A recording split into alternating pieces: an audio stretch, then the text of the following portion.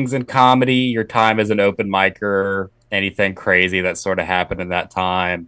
And then we're just Hmm. kind of go over a timeline of like you going from that to, your first comedy club gig, shit like that, just kind of snowball it. And if you want to deviate from the theme for anything, if you have some kind of crazy, funny story or whatever, or something you want to promote, feel free to do that. Like, we're not, Yeah, sure. all right, man. It's gonna be a lot of Cool. fun. We'll keep it nice and loose. Oh, and our theme song is absolutely garbage. So our first question will probably be what you think of our theme song. Okay. It's Let me very make bad. let me make a Twitter Nice. post real quick. Non-pass is All right. live on. Do you happen to know who Neil Rubenstein is? No, he sounds frighteningly Jewish. Yeah, well, yeah, a little bit. He's a very large biker, tattooed up like Jewish man. But Yeah, we had him on last episode, and he was in the emo band Taking Back Sunday, and he's been like he's he done. was. Yeah, dude, he was, and he's done Oh all kinds man. of music projects or whatever. And we asked him his feelings on our theme song, and he was like, "It's the worst song I've ever heard in my entire life." And he like knows music. Oh, damn. He should hear my. I did a podcast called Mr. Cheeks, and I made it, and tried to make it sound like a strip club DJ introducing, Oh my and I god. just made it on GarageBand. It's so bad. We'll see how that compares to to what ours is doing. Hell yeah. All right, Jay, you ready, buddy? Yes, sir. Let's do Oh, this. do you guys want me to record on my end? No, you don't have to. I got everything. Okay, cool. Oh, let me record the video too. There we go. All That'd be right, let's see. Here we go. In 3, 2, 1.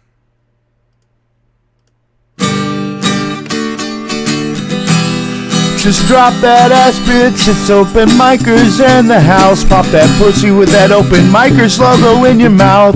Jason with his bald ass head. Jacob looking in bed. It's open micers, bitch. Heard what I said. Drop that ass. Open micers in the house. Drop that ass, pop that pussy. Open micers in the house. Open micers in the house. Open micers is a mouse. Drop that ass, pop that pussy. Open micers in the house. The mic is now open. You heard it. The mic is now open. My name is Jason Robbins. I'm Jacob Craig, and I'm very excited to introduce our guest to you guys.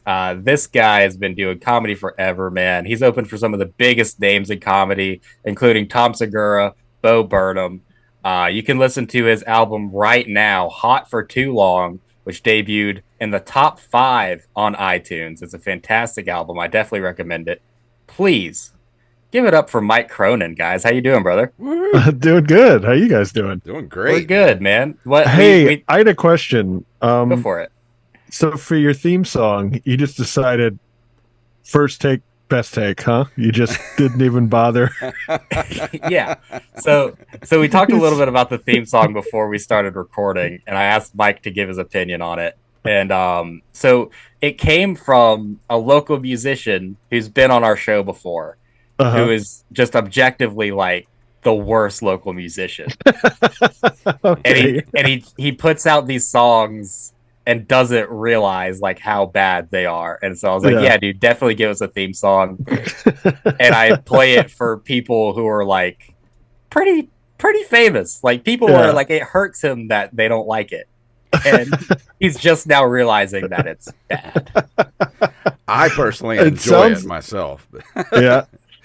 It sounds like a good song, but the speakers aren't working. Like they're not set up yet. So you're just getting like the lyrics, and then you can faintly hear like some sort of melody in the back, but you haven't hooked up that speaker yet. It's just subwoofer and something else. Yeah. Well, so when you listen to it on Spotify, if you listen to our audio track of the pod, you can hear it better. Hmm. So, but when we play it for our guests, like the guitar riff is fine. It's like a nice, 3-chord guitar riff or whatever. But the Yeah. worst thing that I want people to hear is the lyrics, dude. Like, come on, what are we doing? Like, that's And then it clever. just changes halfway through, like completely changes style. And I was like, whoa, what was that? And so the original Egoist was like a rap version, like a hip hop version. And I was like, Mhm. okay, I kind of get this. And then he was like, hey, I could do an acoustic version for you if you would prefer that. And I was like, Yeah. yes, we would prefer that. Definitely put your exact rap song to an acoustic beat. Yeah. We want that. to show Oh, yeah. to professional comedians and musicians. We want to. Yeah, I told him torture he them. needed to. I challenged him to make an entire album of theme songs for us, which I hope he does. So we have an entire album to choose from, and we can sell it if people actually want to buy it. No one would buy Hell that. Dude. It would be the one like $10 CD they bought that just never got listened to. Yeah. Just stays in the shrink wrap. No Hell one yeah. wants that, dude. You know what? I changed my mind. 10 out of 10. Love it. Wouldn't change a thing. Yeah, it's so great. We've only had one person who listened to it and was like, "Yes, this is fantastic," and that was Zach Reiner, and he's like so out there. Like, if you listen to his comedy, he's like out there, dude. And we're like, yeah, that makes sense that you would enjoy this. But Mike, I'm happy you can join us here today, man. We're zooming to everybody live at noon instead of 7:30 because some of us have kids. Jason doesn't know anything about this, but some of us have kids. I didn't procreate, so I get to do whatever I want whenever I want.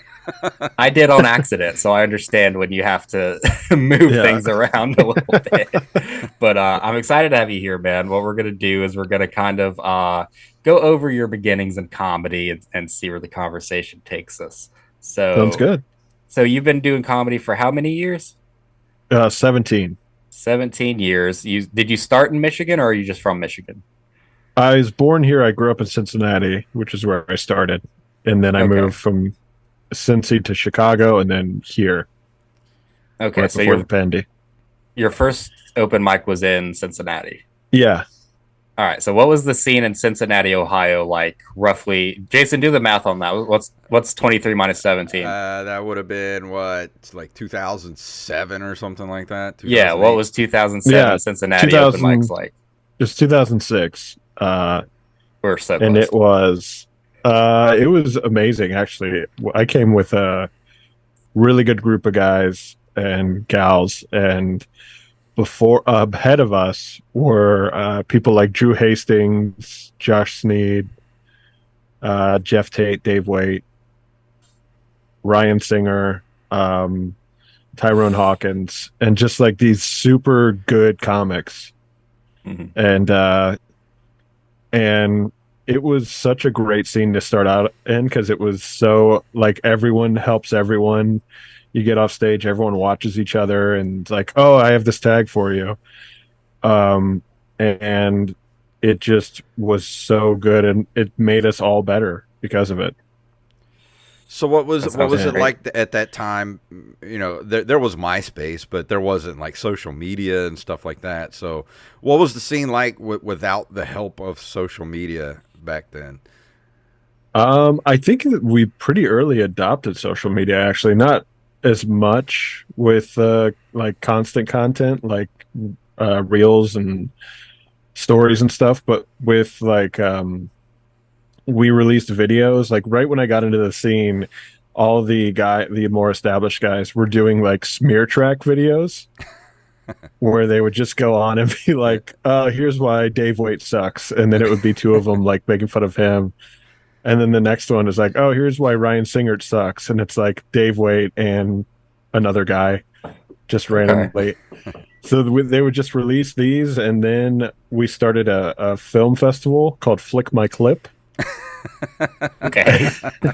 And so once a year we would play those. So we would constantly be doing videos and stuff. And we had a sketch comedy. We had a show called Underbelly, which was stand-up comics doing everything but stand-up. Mm-hmm.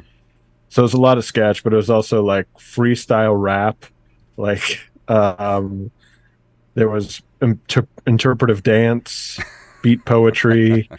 It was crazy, and stuff like that, like outside the box shows really helped our scene develop so well. And and it made you write in a different way and just forced you to grow better. So it was awesome. Yeah, I'm really glad I started out there. That's awesome, man. And so do you remember like your exact first time doing comedy? Yeah, my first time was actually, I never count this, but I did. I went to Ohio University, and there was a TV and film comedy class, and the final for that thing was to either write a paper or do stand up, and I did stand up.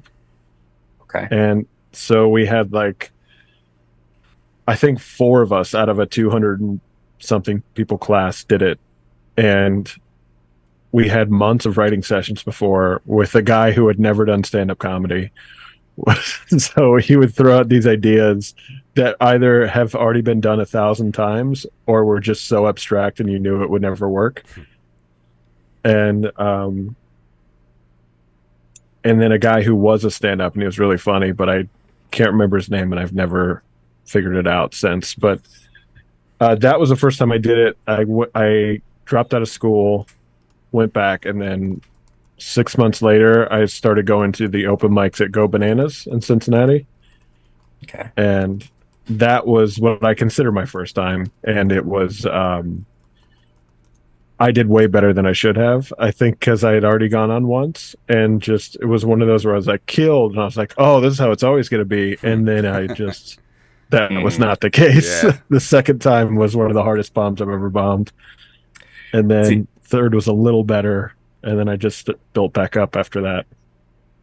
That's so interesting to me because I had that pretty much same experience where the first time I did comedy, I did like way too well because I had already had just tons of jokes written, so I was just kind of throwing stuff out there.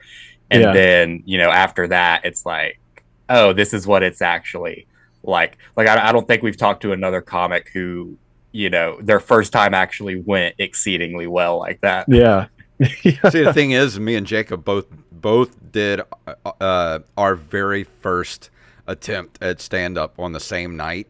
We didn't know each other, but it was the same night. Yeah. And 30 seconds apart. Yeah, I completely bombed to the point where I didn't get back on stage for like 2 years. Yeah, and I'm better at comedy than Jason. So yeah.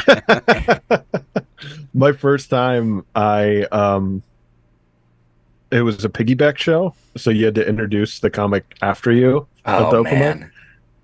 And this lady, she was like, it was also her first time, and she was like this older. I was 19, but she was probably late 20s, early 30s, and she was like, I was like, what do you want me to say? And she's like, you can say whatever you want. You can call me the N-word if you want. And in my 19-year-old brain in 2006, I was like, okay, that might be funny. And I didn't do it, but it was like, I'm so glad that I had some sense of like, no, I shouldn't say the N-word on stage right after my set. That's probably a good idea to not do that.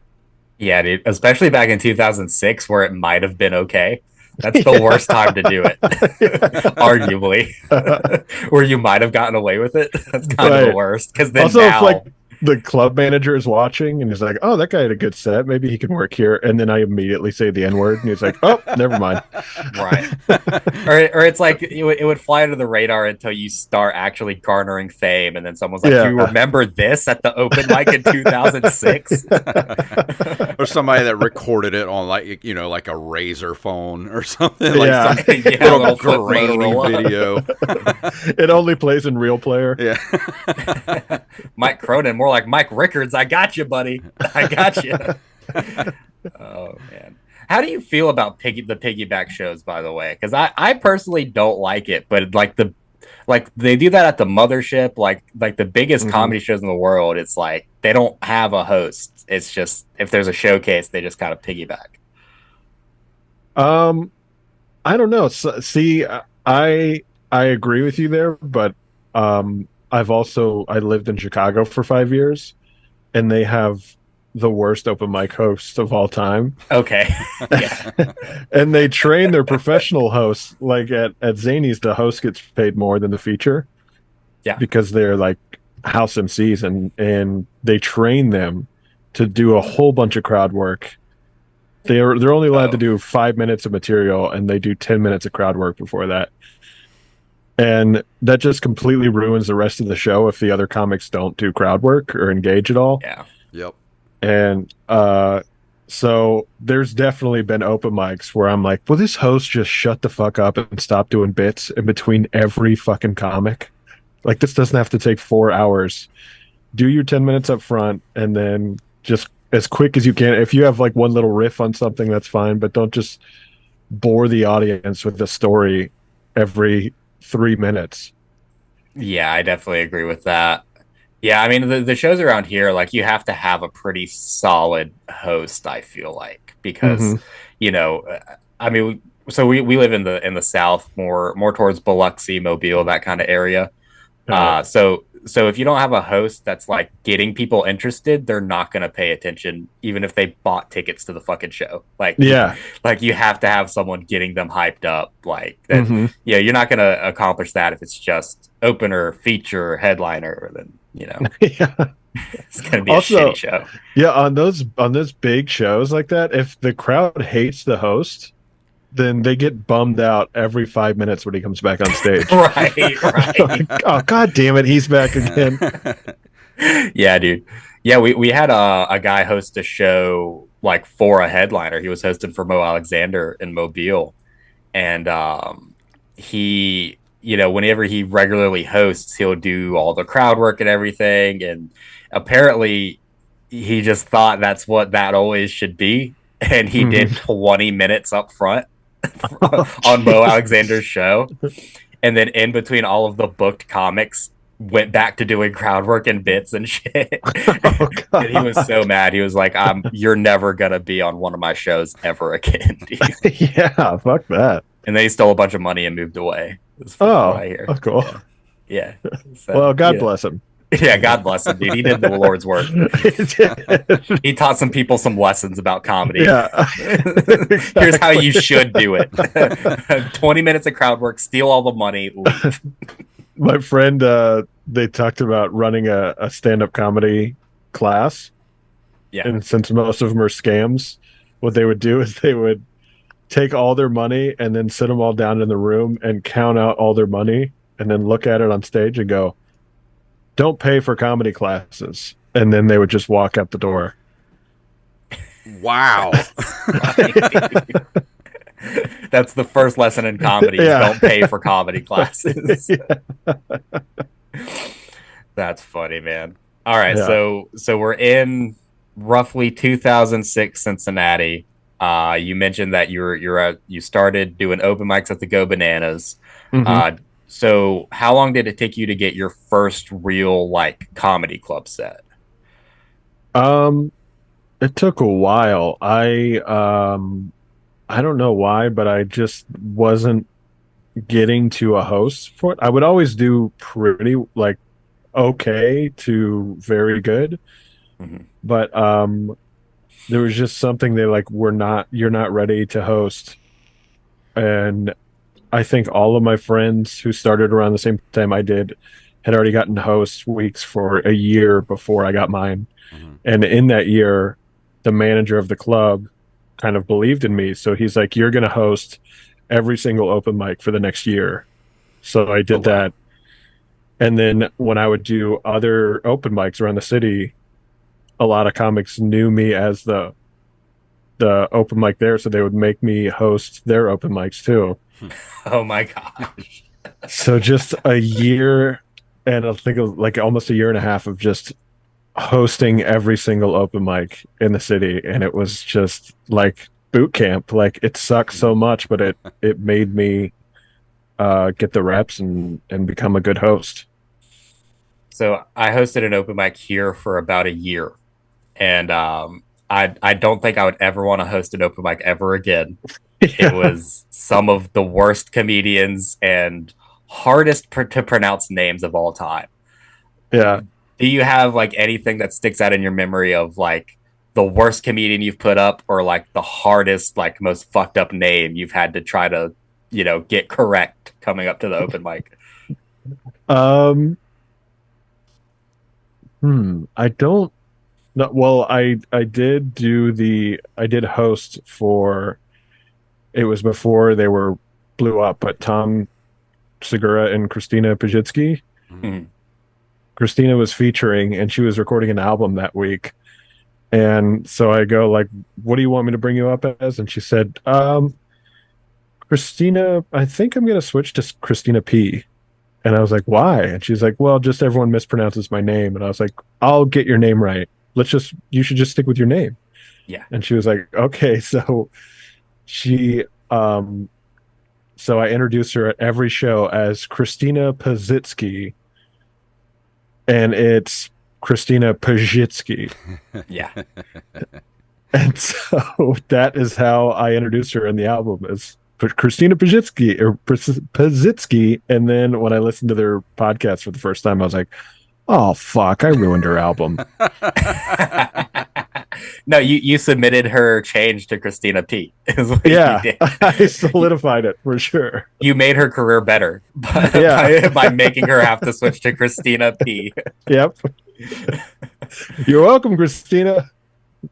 Dude, we had a guy here one time when I was hosting the mic who not only was his name hard, his name was like Stefan Duran or something like that, some kind of weird like Louisiana made up bullshit name.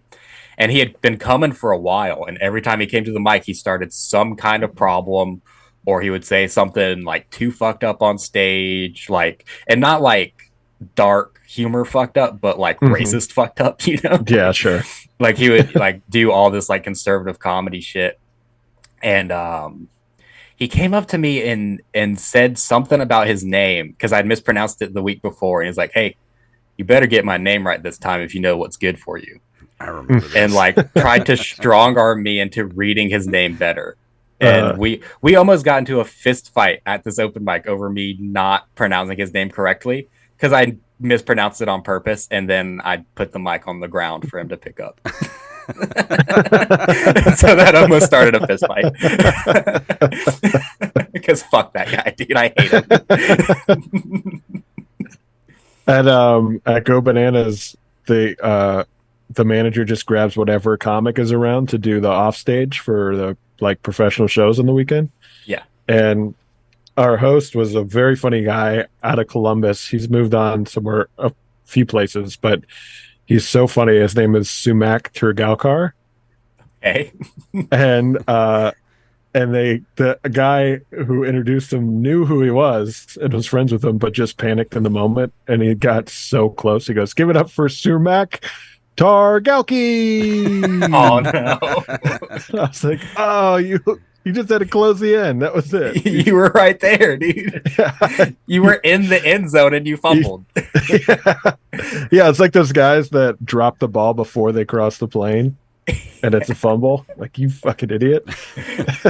Yeah, but even somebody like me who has like one of the easiest last names on the planet, people still mess my name up. Oh yeah, dude. All I've the heard time. Robins before.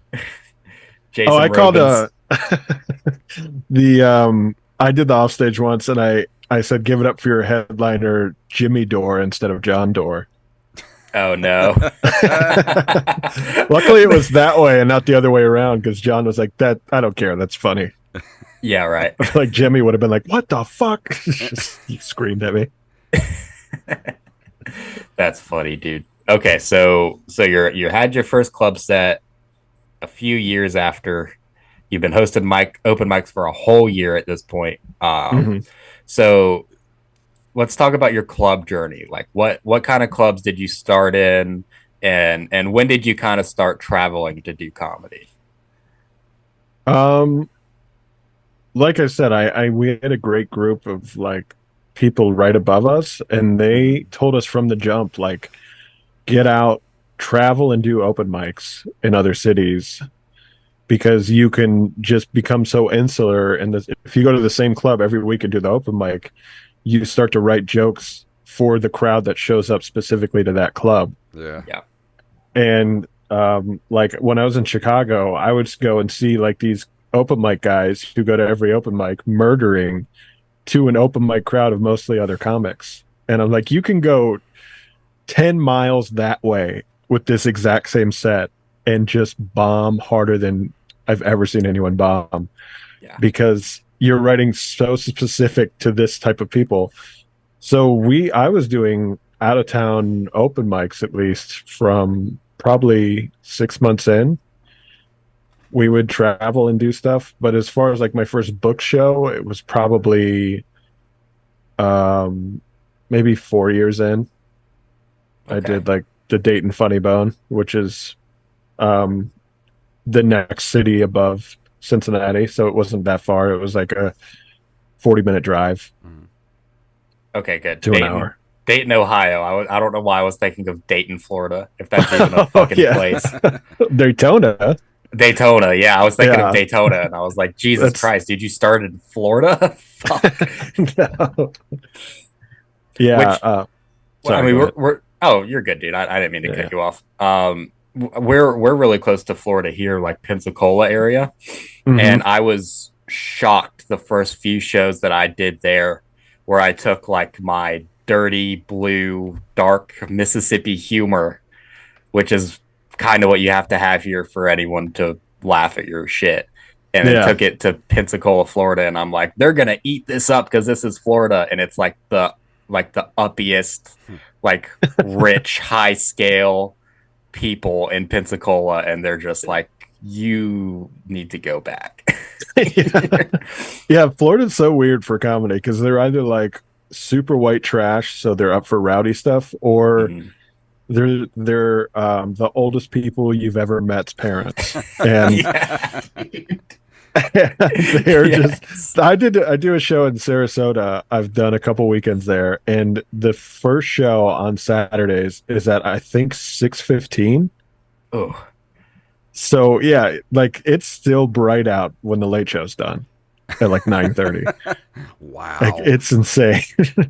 And the crowd is that's the early bird crowd. And like, I'm not exaggerating. I think the youngest person in one of the shows was 55 years old. Yeah, that makes sense, dude. I've definitely seen shows like down here. The only semblance of a comedy club we have is there's a Bonkers inside one of the casinos. Inside Boomtown Casino, there's a freaking Bonkers. Yeah. And I've seen like comics I know have like headlined it, and they'll take pictures of the crowd or whatever, and there's like oxygen tanks, like long gray like rat ponytails. Yeah. Just the oldest conglomeration of people you could ever imagine going to casino shows. Hell yeah, sounds like fun. That's because nobody under 70 goes to that casino. Like, that's just one of those casinos, like, no local under the age of, like, 70 goes there. You said Bonkers. I just remembered I did a Bonkers gig with a guy named James Yan, and he is so funny. His set ends with kind of a hacky thing, but he's like a huge guy, and he ends with like, he's talking about his wife's panties or something, and he lifts the back of his shirt, and he's got a whale tail because he's been wearing a thong this whole time. And I just pictured him to that 70-year-old crowd you were talking about, just murdering. Just like they're slapping the table. Like, it's so funny when you bomb in front of a crowd that you think like, oh, this crowd sucks, and then to see what they laugh at after you. Right. Where you're like, oh, I am just not their crowd. Like, I wouldn't think this was funny, but this is destroying. Yeah, that's when you're like, all right, let me pull up some old Henny Youngman one-liners. I walk up on stage. Take my wife, please.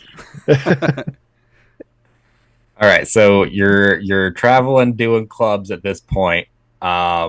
So I'm curious, like, when you started meeting people like Tom Segura and Bo Burnham. Like, so when was the first time you met Tom Segura, and where at? That was at Go Bananas, and that, again, like, not to suck the scene's dick, but what makes it great is the club Go Bananas is so welcoming. Yeah. Like, after your first or second open mic, when I was there, they were like, come to any show on the weekend you want, we'll let you stand in the back and watch a show. Nice. And just hang out. And you learn so much more watching every show. And then I became a door guy later on at the club and would see every single show. And yeah, just being around all the time, I met so many comics just from going to watch them that weekend who ended up bringing me on the road. Guys like Andy Woodhall and Tommy Johnigan early out. And I met Tom at Go Bananas. I showed up to a Sunday show, and this was in 2008, 2009. So way before he blew up, and there was 15 people in the crowd. Wow. And yeah, and there was so few, and he was just like, fuck it. He brought the feature up, and they did a little sketch in the middle of his headlining set. And it was about I think Marvin Harrison shot somebody and then ran to his cousin's car wash, and he was like, hide this gun. If anyone sees it, don't tell him where it was. And this was like a true story. So the guy hides it. The cops show up to his cousin's car wash, and the first thing he says is, "Oh, y'all looking for that gun?" So they did a sketch of him with like other famous athletes who got into trouble. So they're like, "Oh, y'all look for that bloody glove? Yeah, OJ just stopped by." But yeah, I saw him when he was like, nobody knew who he was, and was just cutting his teeth, touring the country headlining, and I became friends with him through that. And then Bo, I only did one gig with, but I was just I had been working for a chain of clubs, and they go, "Hey, we need an opener in the middle of Ohio. Can you come open for Bo Burnham?" And I did. And I showed up, and this was right when his really good, I think, what's the special, Happy, like Be Happy or Make Happy? Yeah, Make Happy, I think, is it. It was right before that came out, so it was that material, and it was so good. And he was probably like 26 at the time, and I show up, it was at a college, and they're like, he's up in this room, and I go up there, and all I see are college kids. And then I realized that, oh, this guy on the couch is Bo Burnham. Because he just like, he had his hand over his face. He was playing with his hair and just on his phone. I was like, that's every college kid right there. Right. That's funny, dude. Just trying to pick out an unknown face of Bo Burnham in a room full of college kids doing the same thing. Yeah. Like, oh, shit. It was funny too. The lady like who brought me up there was trying to like talk shit about Bo, like, oh, he's kind of like standoffish and rude. And then I get up there and he was the nicest guy in the world. And then she brought me back down later. She's like, I mean, didn't you see how rude he was? I was like, no, I don't know what you're talking about. He was like, she just one of those people who just like the second someone leaves, she's like, oh, that, let me tell you exactly why that guy sucks. Oh yeah. She would be a good comedian. Yeah, exactly. She should have opened for Bo Burnham. Yeah. Oh, you mean an open micer? Yeah, sure. Yeah, right. You mean everyone less than a year in comedy, dude? And also everyone over a year in comedy, dude? Every comedian. Yeah, I had two buddies who were just having fun talking shit about a bunch of comics on their way to like a Just for Laugh showcase or something. And my other buddy in the back, who's so hyper positive, just didn't talk the entire trip, like an 8-hour trip to Omaha. And they're just like, oh, look at that guy. And they're friends with all the guys they were talking shit about. They're just doing that comic thing of like, oh, isn't this guy fucking crazy? And then that guy leaves, and you talk to the guy you're just talking about. You're like, isn't that guy that just left fucking crazy? Yeah. What is it with comedians and we all have to make fun of one another? Yeah. We're broken. That's what it is. Yeah. It's like, I don't know how many of us have had solid father figures, I think is what it is. So we have to just fuck with each other. So when all this was going on, I mean, were you working a regular job, or was it comedy kind of the thing that you just made money that way? Comedy was the thing. I I always had other jobs, but even as an open micer, comedy was the most important. So it didn't matter if had a 6 a.m. job. I was doing comedy, hanging out until everyone left every night. So sometimes I would close down the bar at 3, come home, get an hour of sleep or 2 hours of sleep, and then get ready for work and just work 10 hours. Ugh. Yeah. So comedy was always number one. It always has been. So it's just whatever job I can get to work around that. So it was mostly landscaping jobs. I worked the door at the club, and then I started doing the landscaping at the club, which was awesome. I would just come in whenever and work as much as I want. And it was this huge complex, so it was always stuff to do. And that helped me to be the guy that whenever there was a fallout in the Midwest, someone's like, "Hey, we need a comic in 8 hours in St. Louis." I'm like, I'm there. I'll drop everything and I can do that, no problem. So that helped a lot. Yeah. Yeah, I feel like that's probably the best way to, make a name for yourself in comedy is being the guy that everyone like, oh, well, we know we can call this guy, and then he'll come to our show. Yeah, definitely. And it works great until you have 2 kids and no savings, and now you're fucked. Yeah, for sure, dude. I have 1 kid and no savings, and I'm struggling, buddy. Hey, I have no kids and no savings. So I don't want to. Yeah, Jason, you need to start saving up for that inevitable hip replacement, buddy. Oh, I plan on saving being right now. I plan on being dead before anything like that has to happen. You're gonna be dead because you need a hip replacement, Jason. You need to start putting something back. What's your retirement plan? Death, pretty much. Yeah. Okay, so I want to shift focus into preparing for your debut album. It's called Hot for Too Long.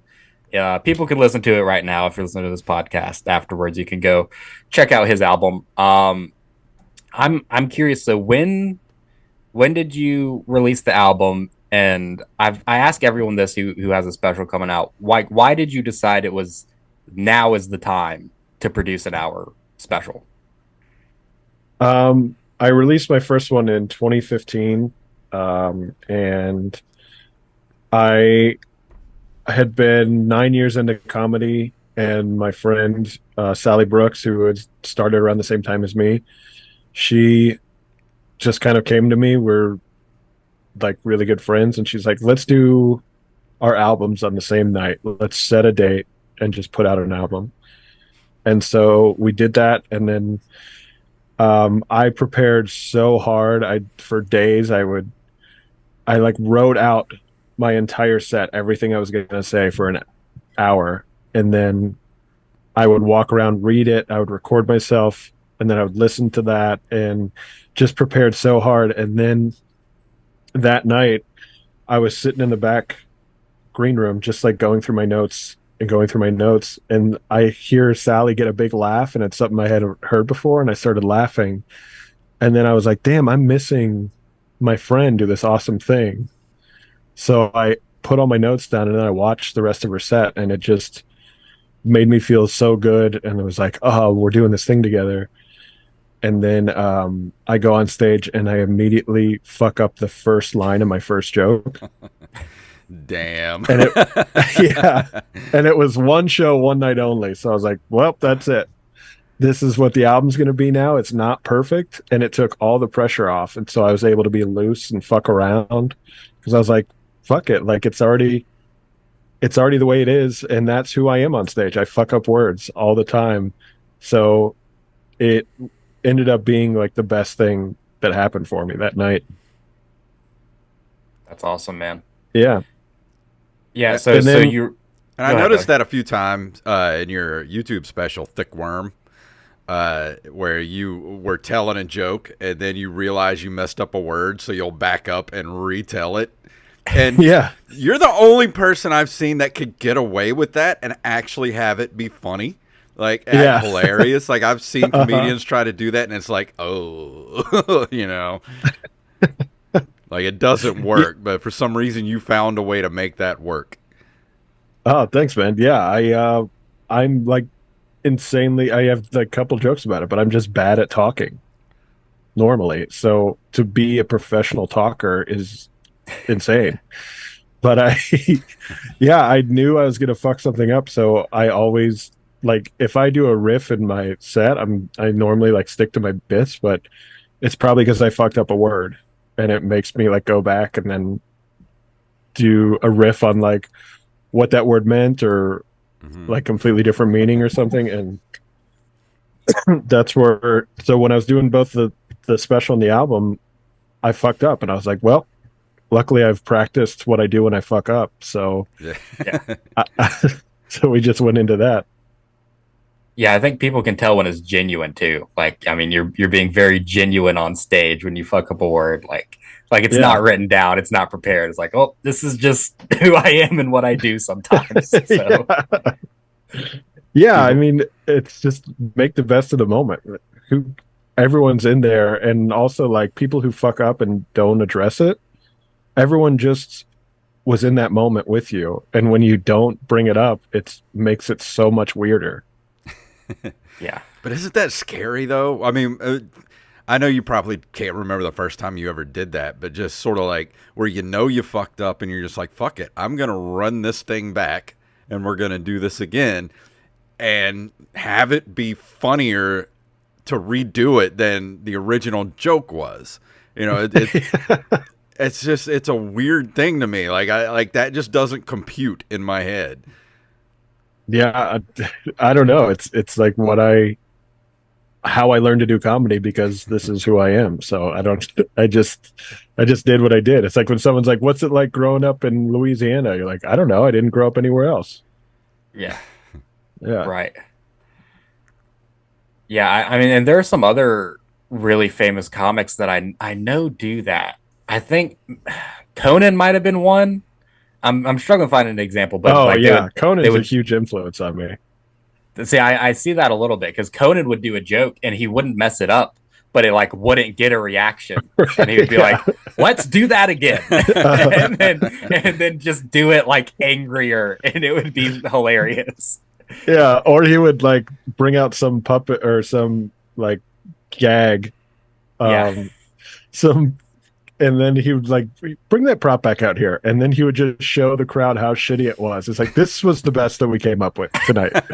Yeah, right. Just completely making fun of himself, and I see that a lot in your stand up too. You know, I mean, you're very self deprecating, and you know that I can see why Conan would be an influence with your style.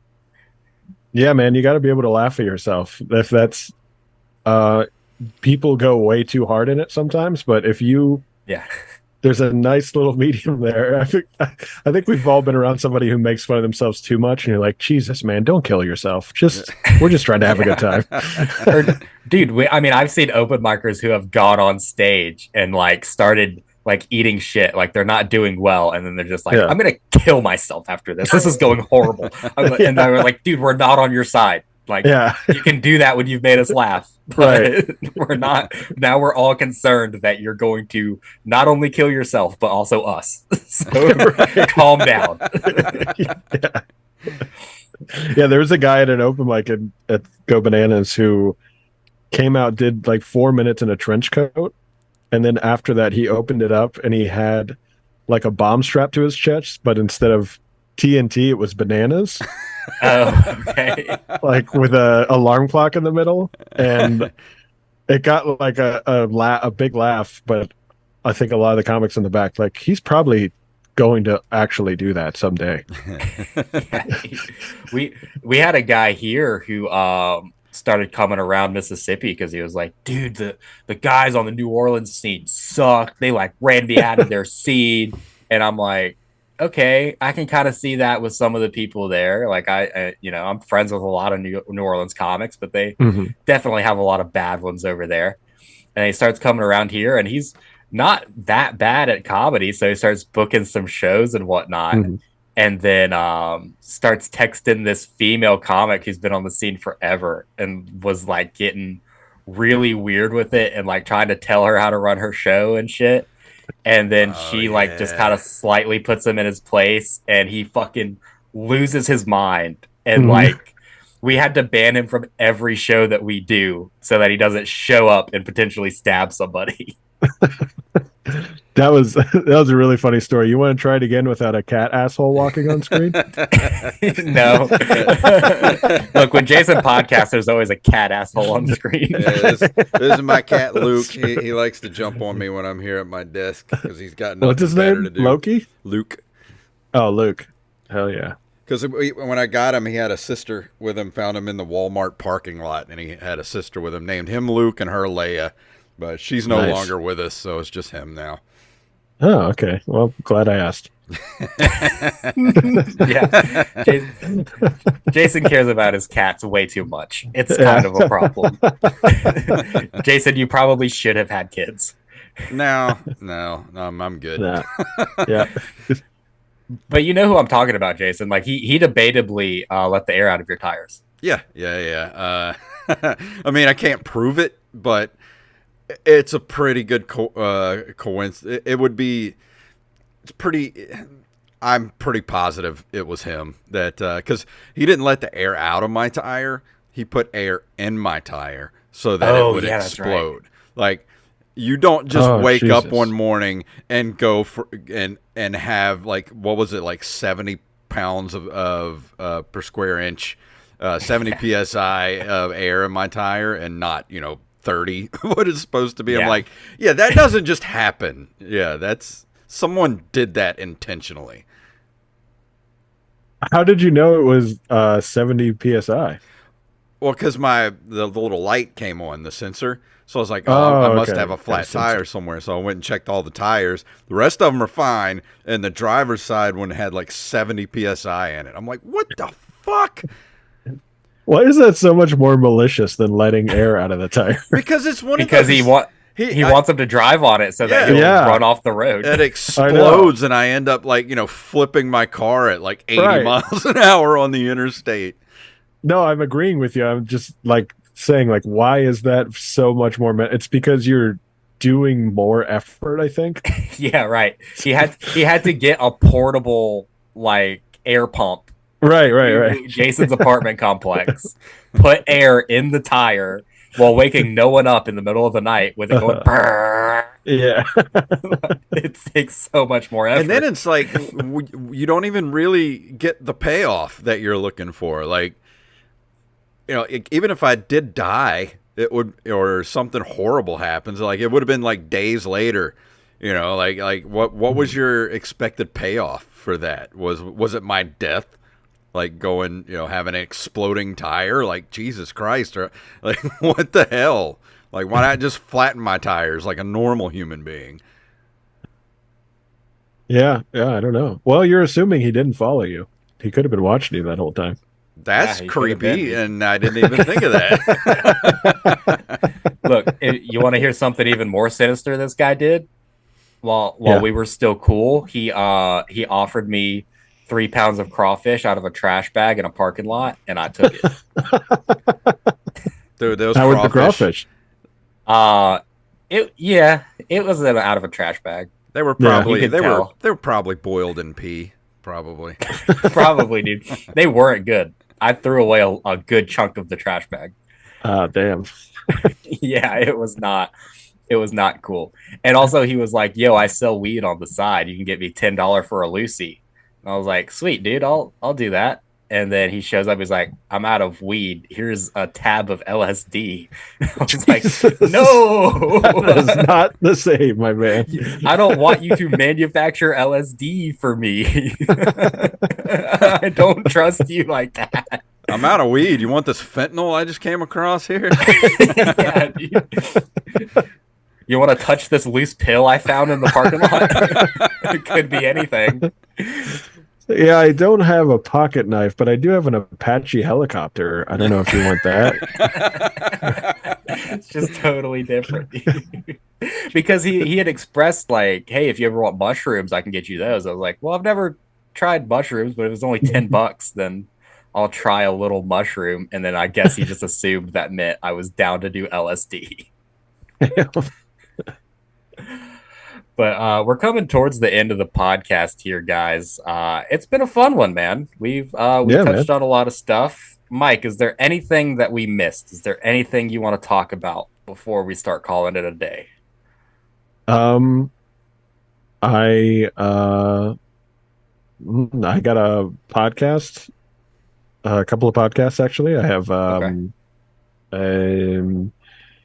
one I'm doing right now is called Comics on Film, where we watch comic book movies, and me and my friend just kind of just tear them down, and that's a lot of fun. And this is the worst pitch ever. It sounds so boring, but I I was into it. I would watch that.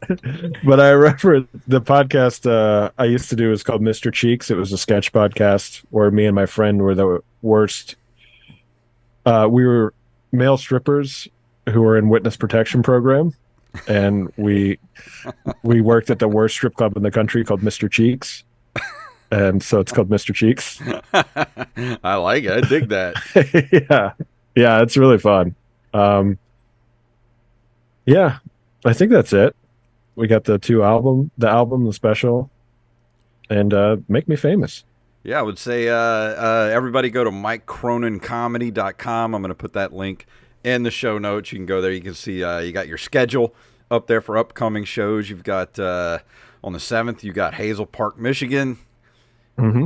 Let's see. In October, you got Tacoma Comedy Club, Helium Comedy Club. So go, if you want to check them out, go to MikeCroninComedy.com. You can go to the podcast from there. You got a shop on here. It's awesome. So go check it out, and go check out the new special on Spotify and also on YouTube. The last special you did was called Thick Worm. That was from what was last year that you did that one? Yeah. And so go check those out, everybody. And so, Jacob, you have anything scheduled coming up? Yes. So, okay. The rest of the month on this podcast is going to be just as lit as this episode was, dude. We've got Steve Byrne coming on next week. We've got Tom Cotter. We've got Matt O'Brien, who was a staff writer for Conan, coming on at the end of the month. And September 16th, I will be in Ocean Springs doing Don't Tell Comedy.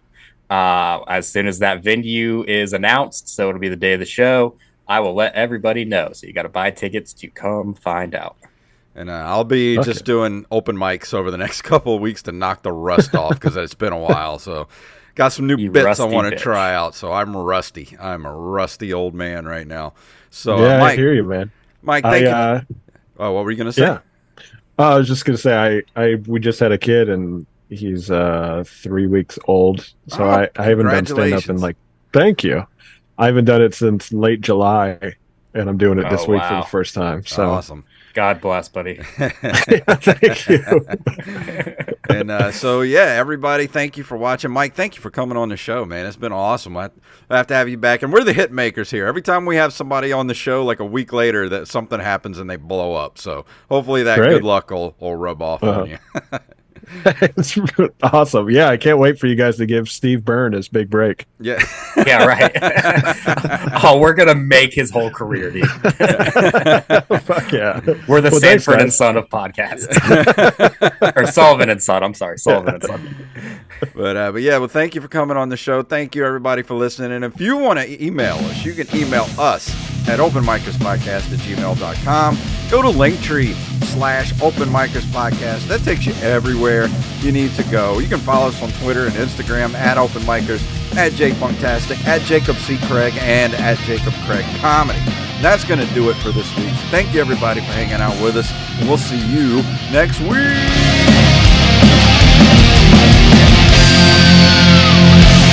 We're the champagne of podcasts. That was amazing. Yeah, thank you. Thank you for coming on, buddy. And thank you guys for watching on YouTube, and we will see you guys next week.